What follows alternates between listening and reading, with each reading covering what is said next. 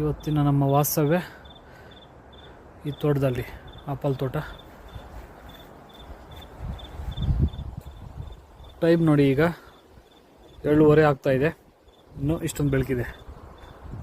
Almost 7:45ವರೆಗೂ ಇಲ್ಲಿ ಬೆಳಕಿರುತ್ತೆ. ನಾವು ಲೇಹ್ ಲದಾಖ್ ಕಡೆ ಹೋಗಿದ್ದೆವು ಅಂದರೆ 8 ಗಂಟೆವರೆಗೂ ಬೆಳಕಿರುತ್ತೆ.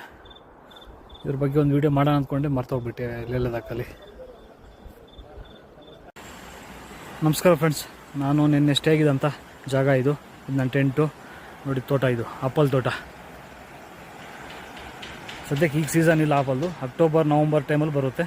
ಈಗ ಸಣ್ಣ ಸಣ್ಣ ಕಾಯಿ ಇದೆ, ತೋರಿಸ್ತೀನಿ ನೋಡಿ. ಇದು ಆಪಲ್. ಈಗ ಸಣ್ಣ ಸಣ್ಣ ಕಾಯಿ ಅಕ್ಟೋಬರ್ ನವಂಬರಲ್ಲಿ ಬರುತ್ತೆ. ನನ್ನ ಲಗೇಜ್ ಎಲ್ಲ ಹೊರಗಡೆ ಇದೀನಿ, ಈಗ ಪ್ಯಾಕ್ ಮಾಡೋ ಗಾಡಿಯಲ್ಲಿ.